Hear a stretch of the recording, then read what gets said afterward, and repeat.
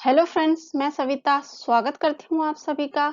आज की वीडियो में हम बात करेंगे 12th क्लास के चैप्टर 6 के बारे में, भक्ति सूफी परंपराएं। इस चैप्टर के अंदर हम लोग 8 से 18 सेंचुरी के बीच में रिलीजियस बिलीफ्स में जिस तरीके के भी चेंजेस आए थे, हम उनके बारे में इस चैप्टर में आज पढ़ेंगे। तो चलिए स्टार्ट करते हैं। धार्मिक विश्वासों में बदलाव और श्रद्धा ग्रंथ। अगर हम रिलीजियस लेवल पे चेंजेस की बात करें तो इसमें भी बहुत सारे चेंजेस आए थे। हम लोग 8 से 18 सेंचुरी के बारे में रिलीजियस लेवल पे किस तरीके के लोगों के बिलीफ्स में चेंजेस आए, हम उसके बारे में बात कर रहे हैं इस चैप्टर में। तो समय के हिसाब से हमेशा ही पॉलिटिकल, इकोनॉमिक, कल्चरल लेवल पे और रिलीजियस लेवल पे भी हर जगह क्षेत्र में चेंजेस आते हैं। तो जिस तरीके से पॉलिटिकल लेवल में भी चेंजेस आए समय के अकॉर्डिंग, उसी तरीके से रिलीजियस लेवल पे भी लोगों के रिलीजियस बिलीफ्स में भी काफी चेंजेस आए। एक समय ऐसा था जब वैदिक पीरियड चल रहा था, ऋग्वेद सामवेद जब थे, तो उस समय में अग्नि, इंद्र, सोम जैसे देवी देवताओं को पूजा जाता था, उनका इम्पोर्टेंस ज्यादा था। फिर एक समय ऐसे आया जब बौद्ध और जैन रिलीजन ज्यादा फेमस हो गए थे, पॉपुलर हो रहे थे वो।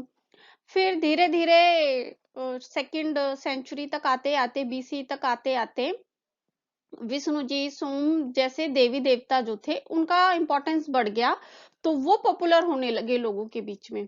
तो इस तरीके से रिलीजियस बिलीफ्स में भी लोगों के समय के हिसाब से चेंजेस आते जाते हैं।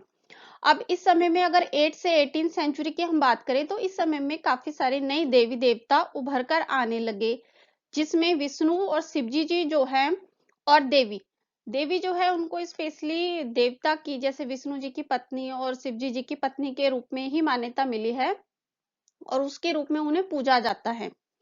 इसके बाद हम बात करते हैं कि इन रिलीजियस बिलीफ्स के बारे में हमें जानकारी कैसे मिलती है, या लोग अपनी आस्था को दिखाने के लिए इमारतें वगैरह बनवाते हैं, और ये जो इमारतें हैं वो उनकी आस्था और आचरण का प्रतीक होती है। जैसे मंदिर वगैरह बनाए जाने लगे बहुत सारे समय के हिसाब से, उनमें देवी देवताओं की मूर्तियों को स्थापित किया जाने लगा। अब हम बात करते हैं 8 सेंचुरी से लेकर 18 सेंचुरी के बीच में किस तरीके के धार्मिक इतिहास जानने के स्रोत हमारे पास अवेलेबल है। तो साहित्यिक स्रोत हैं, इमारतें हो गई हमारी इमारत, धार्मिक इमारतें जो हैं उससे हमें पता चलता है रिलीजन के बारे में, लोगों के बिलीफ्स के बारे में। जिस तरीके की इमारतें बनी हुई हैं, जो भी धर्म उस समय में जिस भी सेंचुरी में पॉपुलर होगा तो उससे रिलेटेड इमारतें बनाई जाती हैं। जैसे स्तूप है, 6ठी शताब्दी ईसा पूर्व में बौद्ध और जैन धर्म जो थे वो अस्तित्व में थे, तो उनसे रिलेटेड स्तूप बनाए गए थे। दूसरी शताब्दी बीसी तक आते आते जो है मंदिरों का भी निर्माण स्टार्ट हो गया था, वहां पर मूर्तियों को स्थापित किया जाने लगा, विहार बनाए जाने लगे। तो इन चीजों से हमें पता चलता है, इन बिल्डिंग्स से हमें पता चलता है लोगों के रिलीजियस बिलीफ्स के बारे में। इसके अलावा संत कवि जो है उनके द्वारा लिखे गए दोहे, छंद, संस्कृत छंद जो होते हैं, और काव्य जो होता है, उन्होंने जो लिखा है अपने जीते जी या उनके मरने के बाद, उनके अनुयायी वगैरह जो होते थे, उन्होंने अपनी आस्था प्रकट करने के लिए या संत कवियों की जो भी भगवान के प्रति जो प्रेम है वो दिखाने के लिए उनके अनुयायियों ने भी अपने गुरु की जीवनियां लिखी हैं। संत कवि की रचनाओं की अगर हम बात करते हैं तो उसके अंदर इम्पोर्टेंस, क्योंकि वो बहुत ज्यादा पॉपुलर थी लोगों के बीच में, वो जगह जगह जा जाकर घूम घूम कर अपने जो भगवान के प्रति भक्ति है वो दिखाते थे अपनी रचना गीतों के थ्रू। तो एक तो ये वो क्षेत्रीय भाषा में थी और मौखिक थी, तो ओरल होती थी और लोगों की रीजनल लैंग्वेजेस में होती थी, जिसकी वजह से लोगों के लिए इनको समझना बहुत आसान था। जब अपनी भाषा से कनेक्ट होता है तो लोग उस चीज को बहुत जल्दी से एक्सेप्ट कर लेते हैं और समझ में भी आ जाती है। और संगीत पद होती थी ये, कि संगीत के रूप में, एक गायन के रूप में इनको गाया जाता था। अनुयायियों की मृत्यु के बाद भी, जब संत कवि जो है वो मर जाते थे, तो उनके मरने के बाद उनके जो अनुयायी होते थे, उनके शिष्य जो हैं, वो लोग उनकी रचनाओं को इकट्ठा करके संकलित कर देते थे और उनके मरने के बाद उनको बुक के रूप में पब्लिश कर दिया जाता था।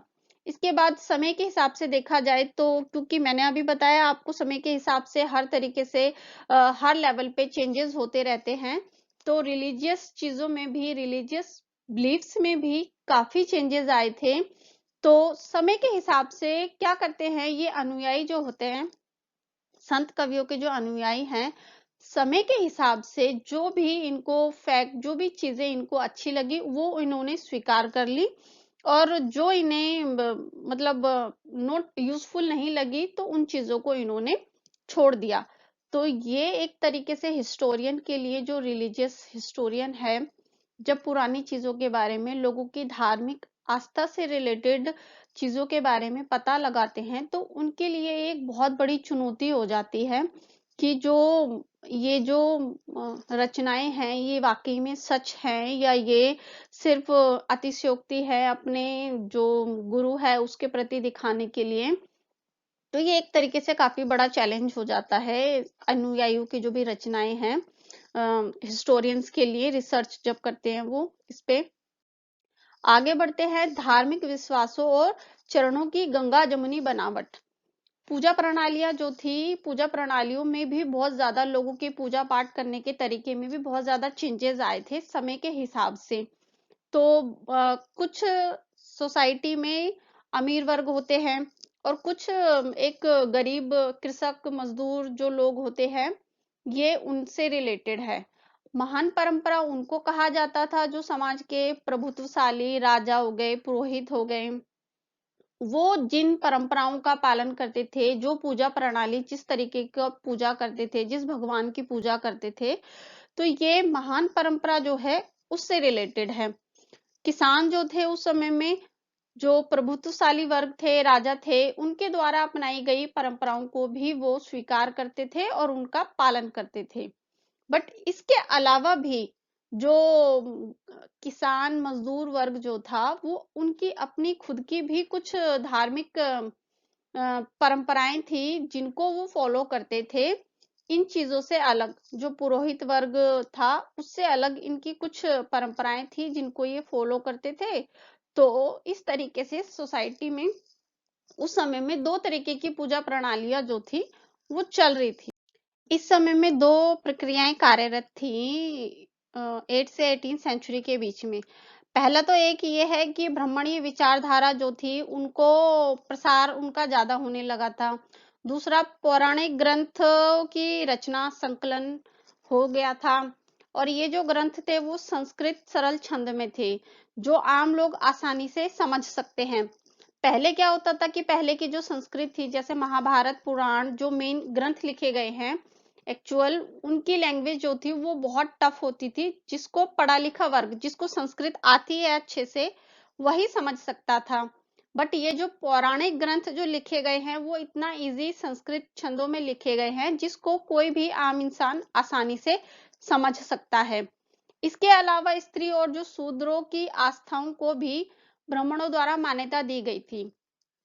पहले क्या होता था, जब वैदिक पीरियड चल रहा था तो उस समय में स्त्री और शूद्रों को वैदिक ग्रंथ जो है वो पढ़ने की अनुमति नहीं थी, ना ही सुनने की अनुमति थी। पर पौराणिक ग्रंथ जो थे इस समय में उनको सुनने की स्त्री और शूद्रों को भी ब्राह्मणों द्वारा मतलब स्वीकृति मिल गई थी। और इसके अलावा जो स्त्री शूद्र और या समाज के जो और दूसरे वर्ग हैं, उनकी आस्थाओं और मान्यताओं को भी, धार्मिक आस्था और मान्यता को भी ब्राह्मणों द्वारा एक्सेप्ट कर लिया गया। पूजा प्रणालियों का समन्वय, टॉपिक को कंटिन्यू करते हैं। 12th सेंचुरी में जगन्नाथ मंदिर बनाया गया उड़ीसा में, जहां पे जगन्नाथ यानी विश्व का स्वामी, जगन्नाथ को पूरे विश्व का स्वामी बताया गया। और उड़ीसा में जो जगन्नाथ मंदिर बनाया गया है उसमें विष्णु जी के रूप में प्रस्तुत किया गया है जगन्नाथ को। मतलब जगन्नाथ का मतलब है विष्णु देवता जो है वो पूरे जग के स्वामी हैं। इसके अलावा बहुत सारे स्थानीय जो जनजातियां थी वो भी विष्णु और शिवजी जी को अलग अलग रूपों में पूजती थी। जैसे कि एक स्थानीय जनजाति है तो उन्होंने विष्णु जी की लकड़ी की प्रतिमा जो है, अपने जो स्थानीय देवता हैं उनकी लकड़ी की प्रतिमा को विष्णु देवता के रूप में प्रस्तुत किया है और उसकी पूजा करती है। जैसा कि इस तरीके की लकड़ी की मूर्ति जो है विष्णु जी की, वो कहीं और देखने के लिए नहीं मिलती। तो इससे ये चीज क्लियर होती है कि स्थानीय जो जनजातियां थी वो अपने परम विष्णु देवता को अलग-अलग रूपों में प्रस्तुत करती थी। अब इसके अलावा देवी देवताओं की विष्णु जी और शिव जी के बारे में हमने बात कर ली, तो देवियों की भी पूजा उस समय में की जाती थी। देवियों की जो पूजा की जाती थी वो ज्यादातर सिंदूर से पोते गए पत्थर के रूप में की जाती थी। मतलब अब देवियों को जो स्थान मिला था वो पौराणिक परंपराओं में देवता की पत्नी के रूप में। जैसे विष्णु जी की पत्नी जो है वो लक्ष्मी है, तो विष्णु जी की पत्नी लक्ष्मी के रूप में उन्हें मान्यता मिली है और शिव जी की पत्नी जो है पार्वती के रूप में उन्हें मान्यता मिली है। तो इस तरीके से देवियों की जो पहचान है वो सिंदूर से पोते गए पत्थर के रूप में की गई है और उन्हें देवताओं की पत्नियों के रूप में स्पेशली मान्यता दी गई है ग्रंथों के अंदर। तो आज का टॉपिक यहीं खत्म होता है। अच्छे लगे तो लाइक कीजिए, सब्सक्राइब कीजिए, कमेंट भी कीजिए। Thank you for watching this video.